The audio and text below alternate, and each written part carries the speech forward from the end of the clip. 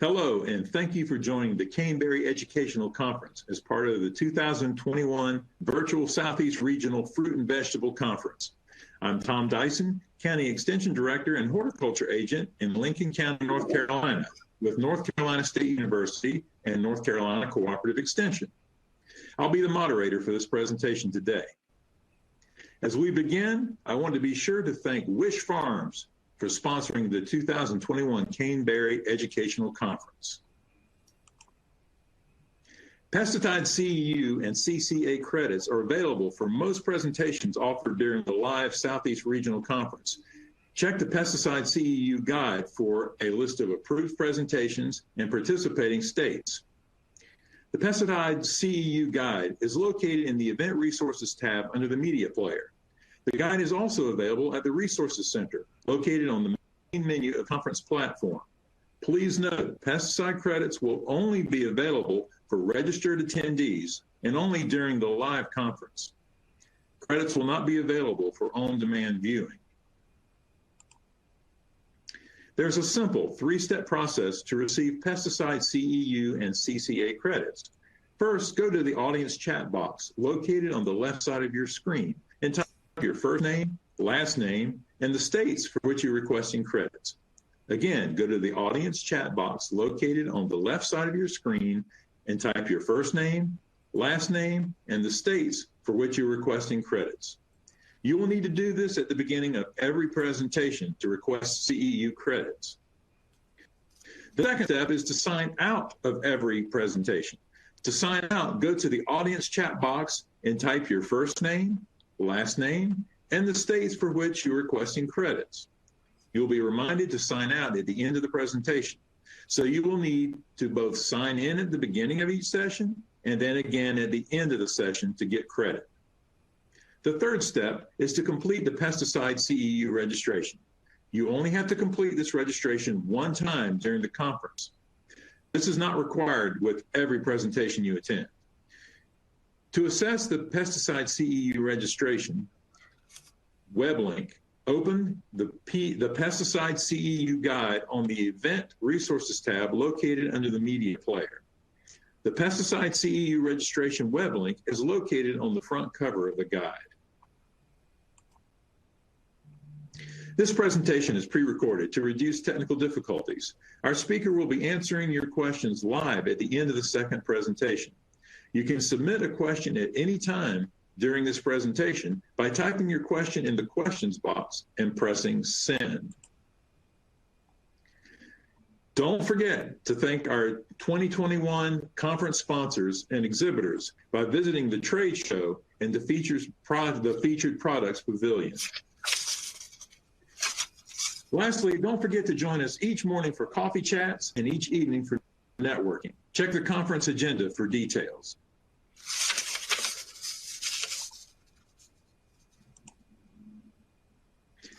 Kristin Hicks is a North Carolina native from Gaston County. She obtained a Master's of Science in Soil Science from North Carolina State University in 2002 and a PhD in Soils and Biogeochemistry from the University of California at Davis in 2007. Dr. Hicks also held a postdoctoral position at the Department of Civil and Environmental Engineering at North Carolina State University until 2009. Dr. Hicks has been Section Chief of the Plant Waste Solutions Media Lab in the Agronomic Division of the North Carolina Department of Agriculture since 2015. Her primary job responsibilities are to evaluate plant tissue sufficiency ranges for accuracy and to determine and make fertility recommendations to North Carolina growers for all commercial crops produced in the state. In collaboration with Dr. Gina Fernandez at NCSU, she's participating in a 2-year study to reevaluate tissue sufficiency ranges and fertility recommendations for new primocane-fruiting blackberry varieties. Dr. Hicks' presentation, Plant Tissue for Managing Fertility in Blackberry, will discuss current plant tissue analysis guidelines for primocane and floricane-fruiting blackberries in the Southeast, and results of a recent research project examining nutrient differences between the two. Dr. Hicks. Thank you, Tom. Good morning. For this session, I would like to discuss how plant tissue analysis is used to manage fertility, what factors other than fertility to consider when making management decisions, and what are the most common nutrient deficiencies found in blackberry leaf tissue in the Southeast. We will also review several examples of actual tissue reports in order to learn how to interpret these reports. Plant tissue analysis measures the concentrations of nutrients in the plant leaves and compares them to research sufficiency ranges. Growers submit representative leaf samples for a particular crop to an agricultural lab. The lab dries and grinds the leaves and measures the concentrations of essential plant nutrients in the sample.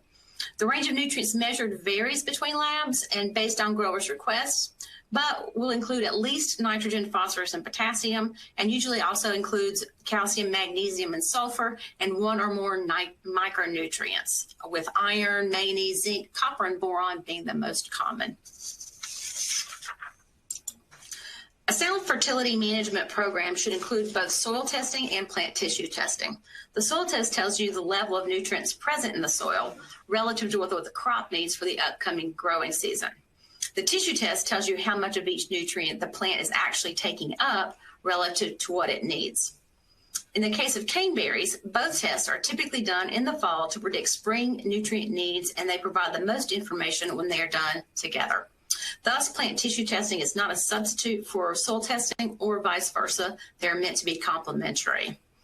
In addition, the tissue test provides some information that the soil test does not. Nitrogen is not measured on the soil test report in most states. It is assumed to be 0, and recommendations are given for how much nitrogen is needed for the upcoming season. Boron is also not usually measured on the soil test. Routine tissue tests measure both nitrogen and boron, which makes it a very useful tool for managing these nutrients.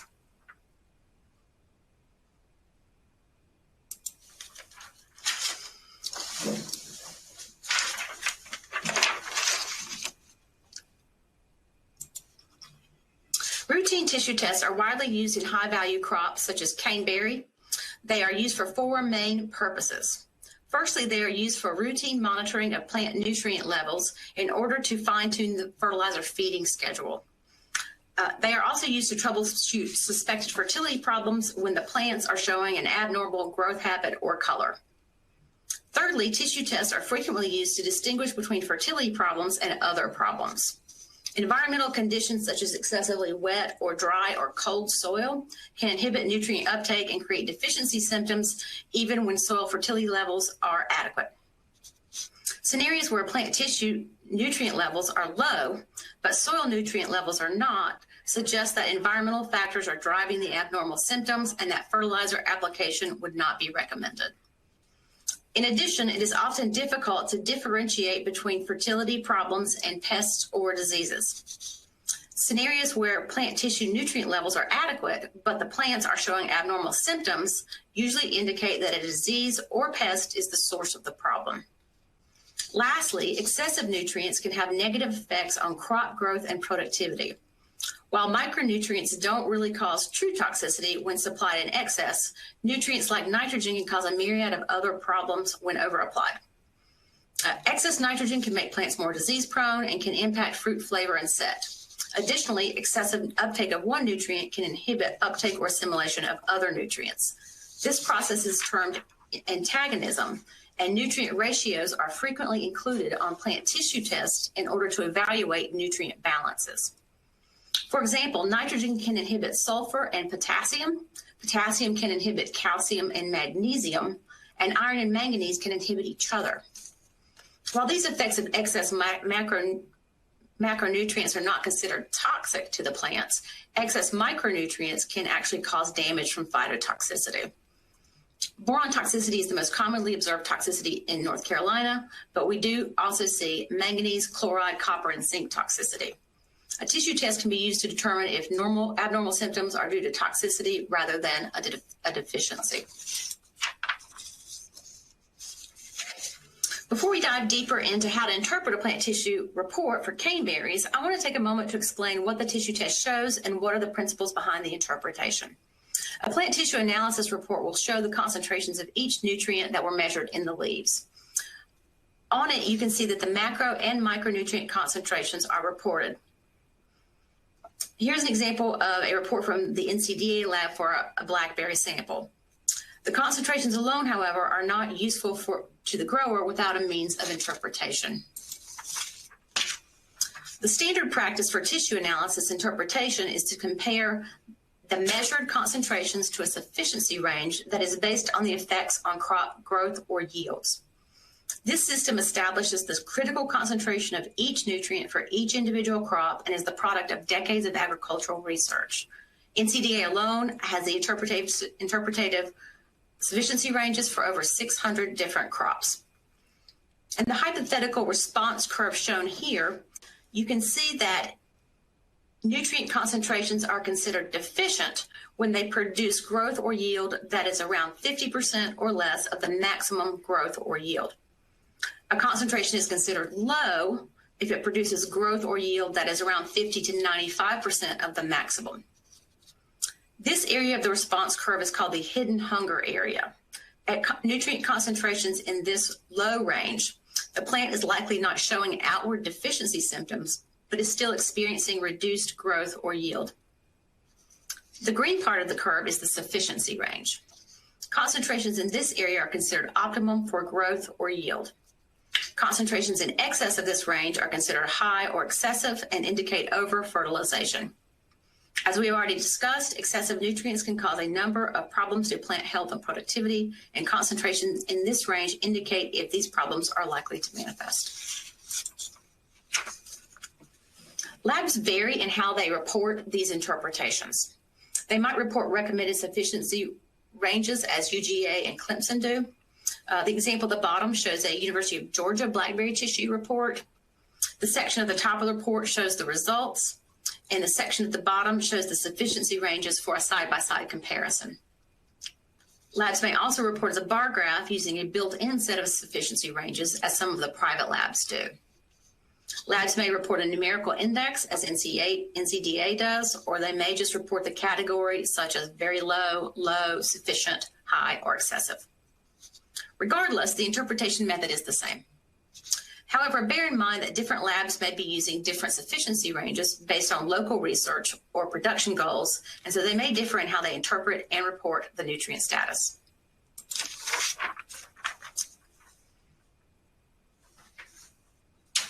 This is how NCDA reports the sufficiency range interpretation. We use both a numerical index and a letter to designate whether the nutrient status is D for deficient, L for low, S for sufficient, H for high, or E for excessive.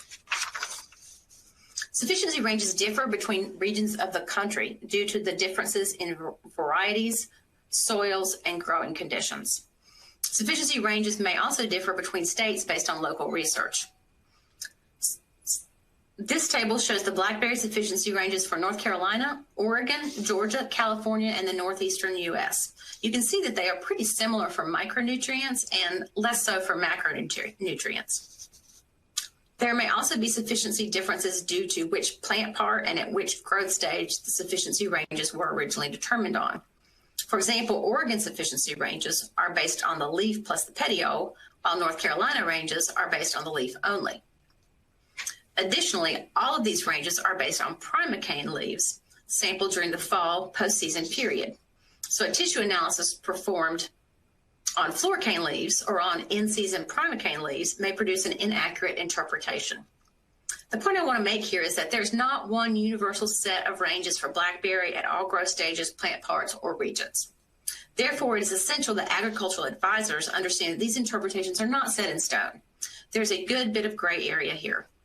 When making fertility decisions based on a tissue analysis, it is critical that the advisor has a thorough understanding of what the interpretation is based on, what factors such as environmental conditions or disease may be affecting the interpretation, and how to couple the test results with their best judgment. In 2009, North Carolina adopted the sufficiency ranges published by Dr. Clark at the University of Arkansas, which were specific to some of the floricane-fruiting cultivars grown in North Carolina. Before adopting these interpretation ranges, NCDA did a 2-year validation study to assess whether they accurately captured the sufficient nutrient status of these cultivars in our region. The primary changes were a lowering of the sufficiency ranges for nitrogen and potassium from the older blackberry cultivars to the more recent cultivars due to improved nutrient use efficiency of modern cultivars. Plant tissue analysis interpretation for blackberries is based by NC and other regions on the nutrient concentrations in the primocane leaves at the end of the production season. The corresponding sufficiency ranges are intended to be used to correct nutrient problems ahead of the next year production season when those primocanes become floricanes. NCDA and NCSU have recently completed work on an assessment of sufficiency ranges for primocane-fruiting varieties to determine if changes need to be made based on whether the cultivar is primocane or floricane-fruiting. This work was done with Dr. Gina Fernandez at NCSU, and we hope to have findings available in 2021. Based on the sufficiency ranges used in North Carolina, these are the percent of tissue samples submitted to NCDA between 2010 and 2020 that were either low or deficient in each specified nutrient out of a total of 855 submitted samples.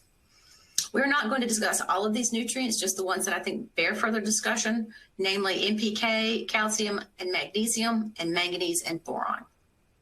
Before we do that, I would like to remind you to take these numbers with a grain of salt, based on what we've already discussed about the effects of environmental conditions on nutrient uptake. And before we dive deep into interpretation, I would like to discuss an additional aspect of plant nutrient uptake and accumulation that is poorly understood, and that is an important consideration in report interpretation. So next, I would like to discuss nutrient mobility within the plant, how it manifests in deficiency symptoms, and how it's relevant to interpretation of plant tissue samples. When roots are unable to absorb enough nutrients from the soil, mobile nutrients, such as NPK and to a lesser extent magnesium, move from the older leaves to the younger leaves, where the active growth is taking place and where those nutrients are needed most. This is called reallocation. This means that the deficiencies of mobile nutrients show up first in the older leaves. In the case of blackberries, floricanes can be considered older and primocanes younger, although reallocation also occurs from older floricane leaves to younger floricane leaves and from older primocane leaves to younger primocane leaves. So take a moment to have a look at this graphic. NPK and magnesium deficiency shows up in the older leaves and others in the younger upper leaves. That means that you can expect floricanes to be lower in NPK and magnesium and higher in the immobile nutrients than primocanes. I want to emphasize here that we are talking about nutrient mobility within the plant, not in the soil. Nutrient mobility and availability in the soil is very important, but that's not what we're talking about here. When roots are unable to absorb enough nutrients from soil, mobile nutrients within the plant move from the old leaves to the younger leaves in order to compensate. Immobile nutrients remain where they are first deposited. The terms mobile and immobile suggest that this characteristic is black and white, but nutrient mobility is actually a continuum, with nitrogen being the most mobile and calcium being the least mobile nutrient. Here we have an example of how leaf age matters in nutrient accumulation or reallocation. In this example, this is not blackberry, it's a tomato plant, but the same principles apply. Younger leaves were collected from the top and older leaves from the bottom of the plant. Nitrogen, in blue, is a mobile nutrient, and so it is higher in the upper younger leaves as the nitrogen moves out of the older leaves. Conversely, calcium and manganese, which are immobile nutrients, shown in red and green, are concentrated in the lower leaves. They are deposited by root uptake and they do not move. Another factor that affects correct interpretation of tissue results is the growth stage. Depending on the lab you use, they may have different interpretations based on growth stage, or the sufficiency range, as previously discussed in the case of blackberries, may be based on one growth stage. In this example, which is of tobacco, which has different sufficiency ranges for different growth stages, the potassium concentration is the same, but the interpretation is very different. At mature growth stage, the potassium is sufficient, but at fruiting, the same concentration is considered deficient. While we currently only utilize one sufficiency range for blackberries, that will likely change in the future as we complete our work on primocane-fruiting varieties. So advisors should be careful to accurately report the growth stage in order to receive an accurate interpretation.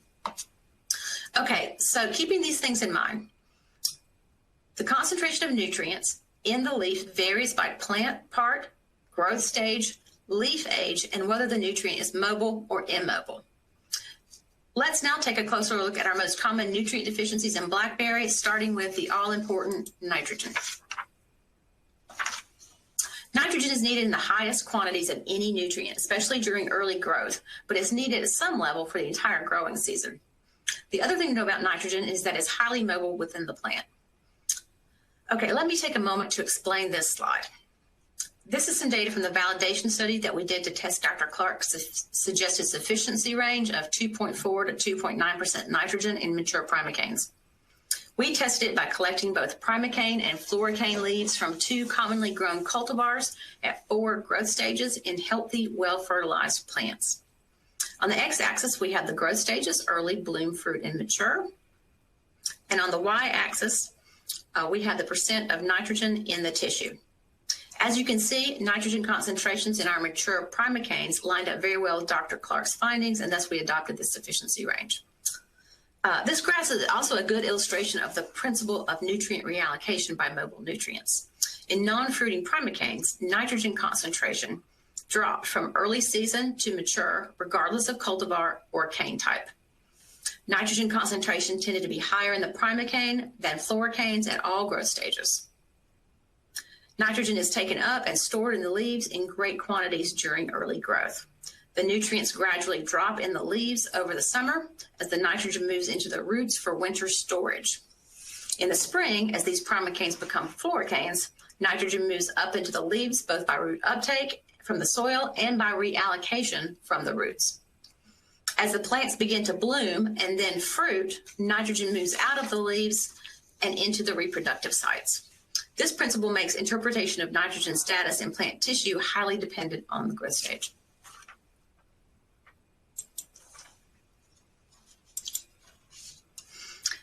Because the leaves act as a reservoir for nitrogen, it is normal for the concentrations to drop as the season progresses.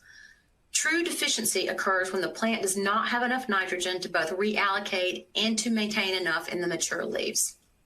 This is why nitrogen deficiency shows up in the older leaves first, because the plant is reallocating but does not have sufficient nitrogen to maintain. Nitrogen deficiency causes an overall yellowing of the older leaves and stunting of the plant. It also reduces the uptake of the other nutrients. I have an example of this on the next slide to show you. In this example, you can see that multiple nutrients are below sufficiency. When I see a tissue analysis like this, my first thought that this is probably not a soil fertility problem. It is unlikely that all of these nutrients are low in the soil, especially iron and zinc. We have plenty of iron in our soils in the Southeast. If the plant is showing low iron, it strongly suggests that it is an uptake issue, either because of environmental conditions, over-liming, or in this case, because the low nitrogen is slowing uptake of other nutrients.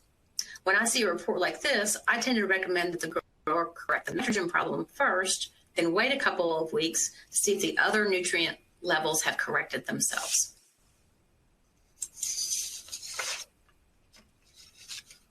Okay, moving on to potassium. This is the potassium validation that we did. Clark's suggested range for potassium was 1 to 2%, which is a bit higher than what we measured. As with nitrogen, potassium is mobile, and once again, you can see that principle illustrated on the graph. Potassium is higher in the primocane than the floricane and drops as the season progresses. As with nitrogen, it's important to keep this in mind when interpreting blackberry tissue reports that are not made on the mature primocanes.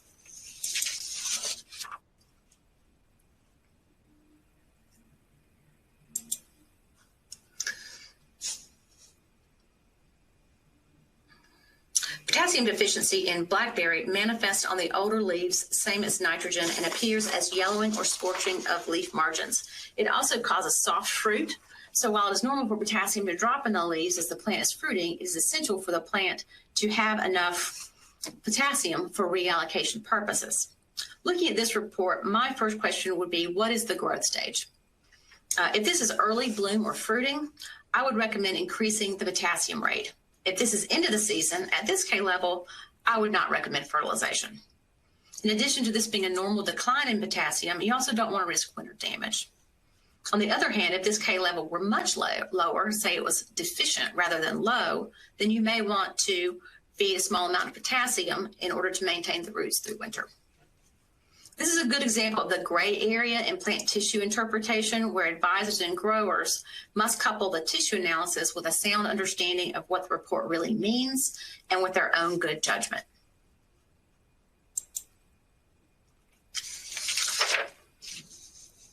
Like nitrogen and potassium, phosphorus is mobile.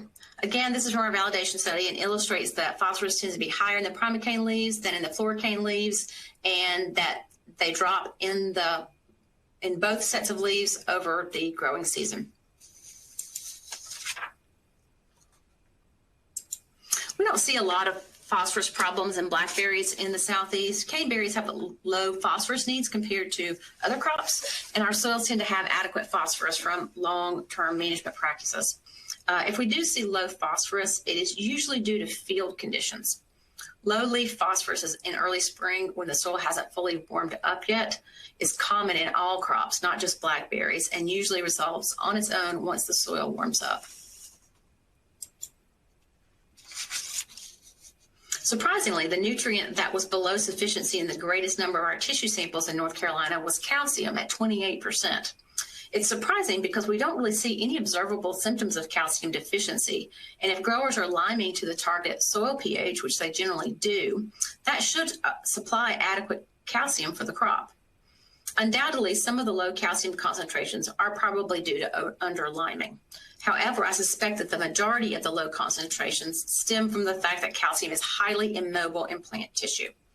It is taken up with water through the roots and into the various plant parts with water movement, and once it gets there, it stays there.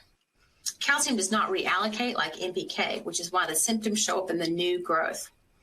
This graph from our validation study illustrates this. Here, the trend is reversed from that of NPK. The floricanes have much more calcium than the primocanes, and the calcium concentrations are increasing over the growing season rather than decreasing. Adequate calcium is highly dependent on having even watering conditions throughout the season, which makes getting enough calcium into the plant during dry conditions very challenging.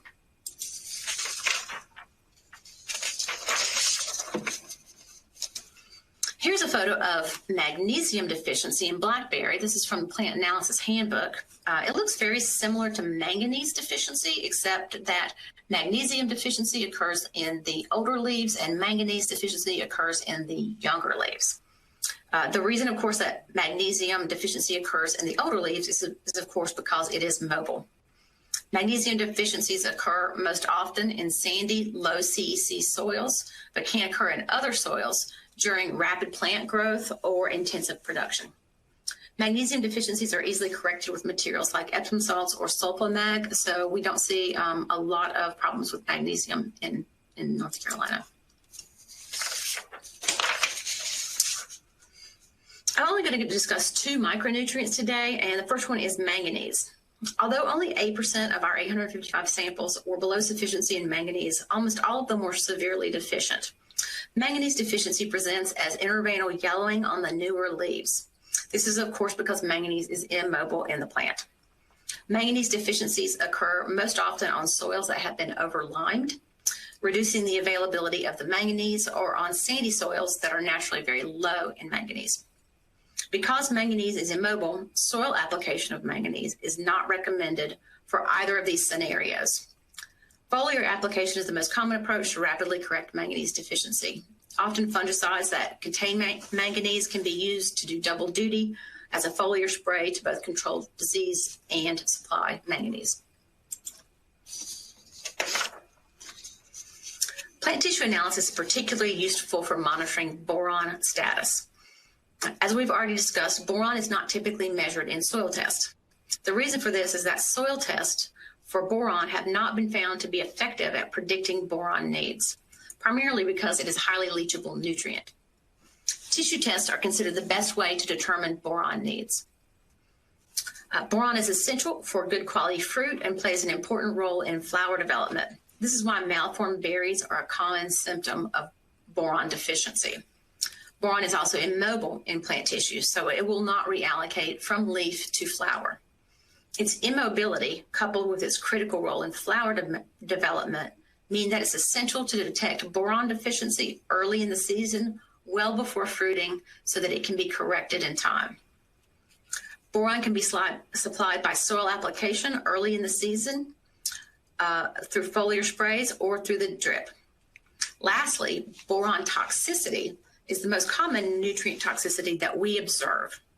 Boron toxicity presents as a scorching of the leaf margins, as shown in this photo of boron toxicity in strawberry.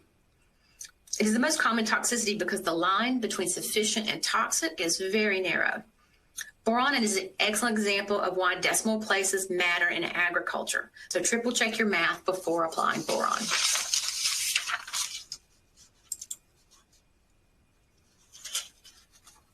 So in conclusion, interpretation of tissue reports requires understanding several key factors that affect the results. Firstly, the growth stage, because whether a nutrient is mobile or immobile influences its leaf concentration over the season. Secondly, remember that most ranges are based on the mature fall primocanes. So if you're sampling floricanes or at any growth stage or primocanes at a different growth stage, consider how it will affect the interpretation. And finally, low nutrients in the tissue do not always or even usually indicate a soil fertility problem. Environmental factors play a large role in nutrient uptake.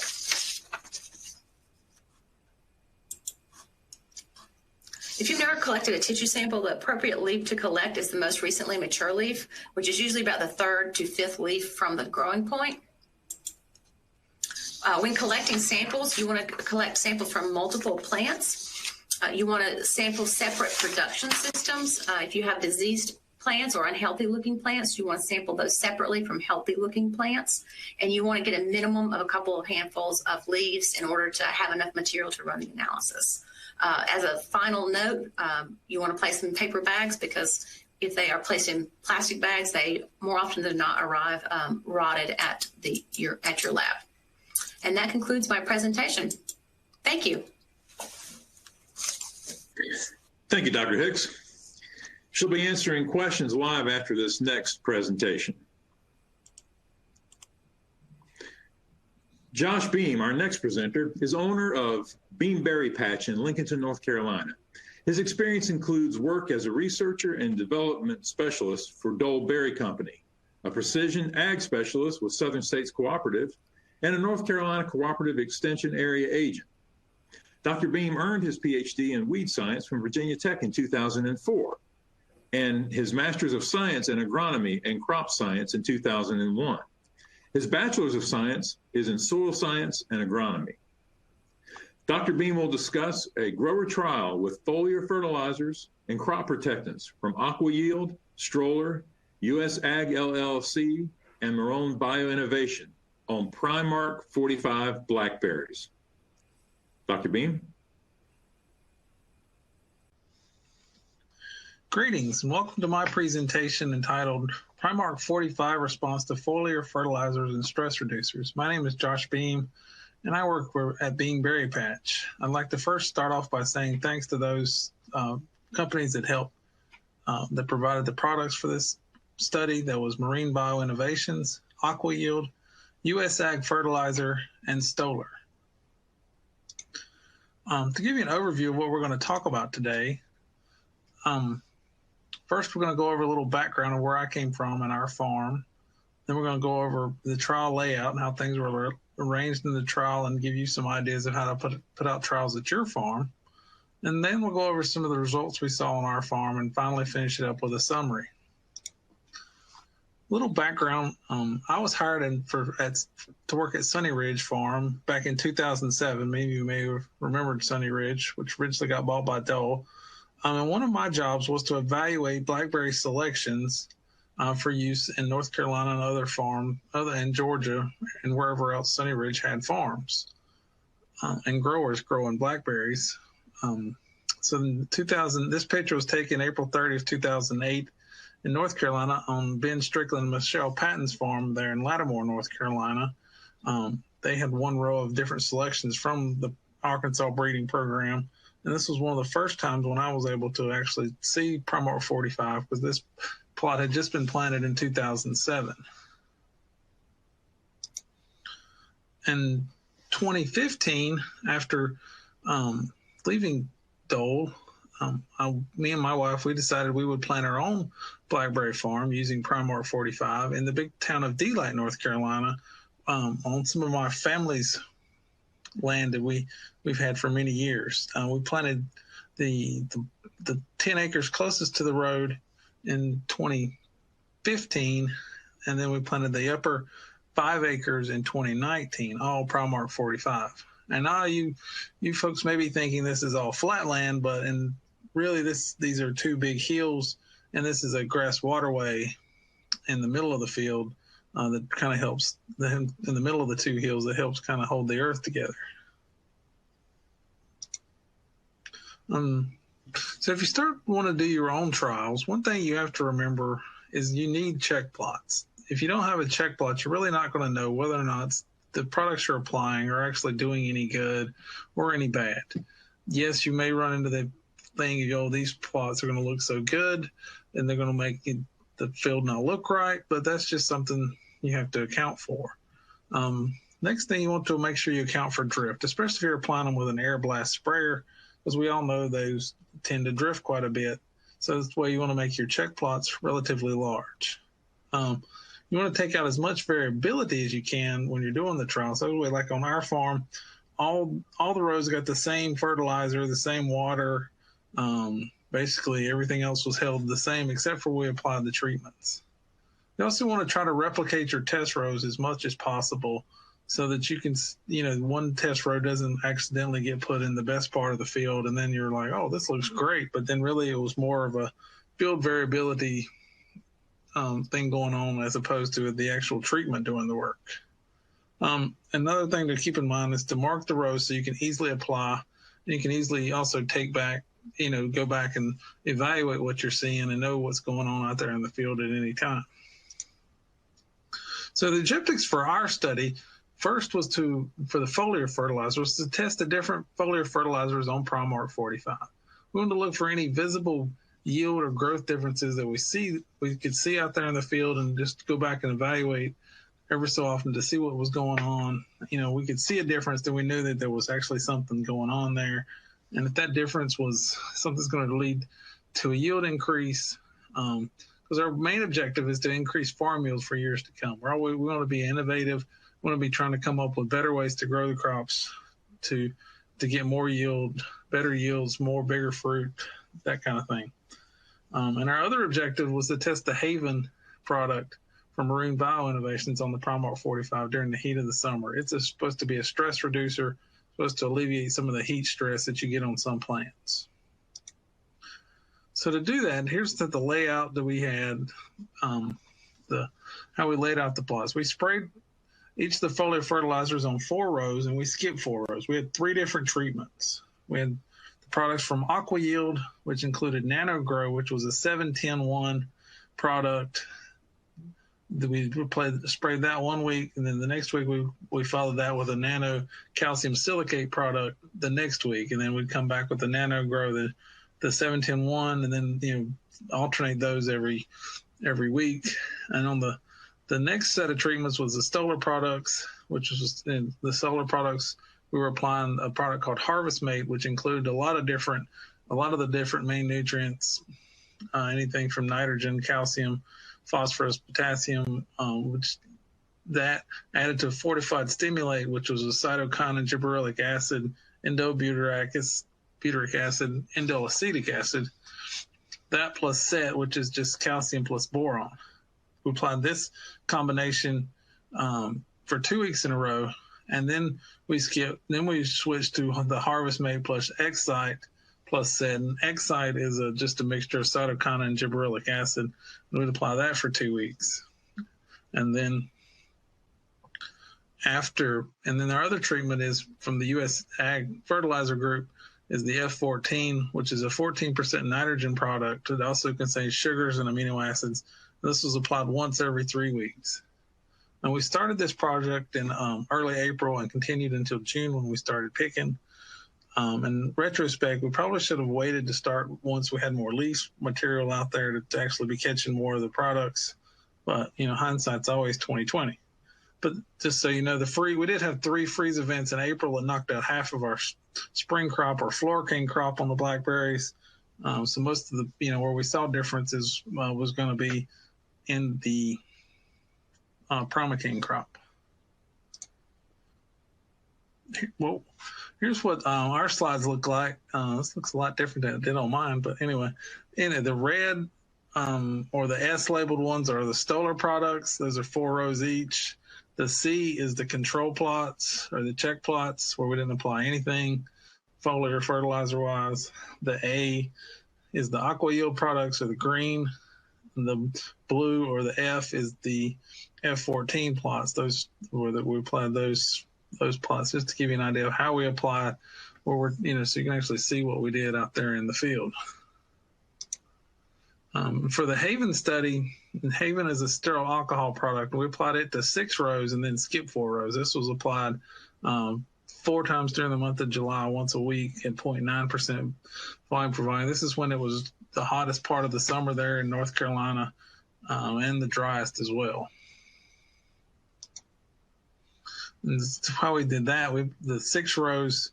So, Haven went on 6 rows and we skipped 4 rows and then 6 more rows were applied and then skipped 4 more rows, then 6 more rows, then skipped the rest. This enabled us to be able to say it was the Haven working as opposed to one of the other foliar products that we had already applied in that similar area. We know what was actually, causing the plant response. The next few slides we'll go over just some pictures of the different plots and what we saw in the field. I wish we had time to go into more and show more pictures, but we only have so much time to go through it all. So first is this first slide is comparing the Aqua-yield plots, which are on the left 2 pictures versus the check plots, which are on the right. The Aqua-yield products, we didn't really see much. And these products only go out at like 4 ounces to the acre. So it's kind of hard to, they're supposed to use nanotechnology to that's what helps get the product in. That's why you don't have to apply very much to get results. When we thought we'd use this product some the year before and thought we'd saw something there, but this year didn't really see the yield differences or didn't really see any kind of differences growth wise or anything to say that the Aqua-yield was actually helping the blackberries that we could see. This next slide here is the F14 from the U.S. Ag Group. The bottom 2 here are the F14 plots, and the top 2 are the check plots. With the F14, we did think we did see more growth from the plants.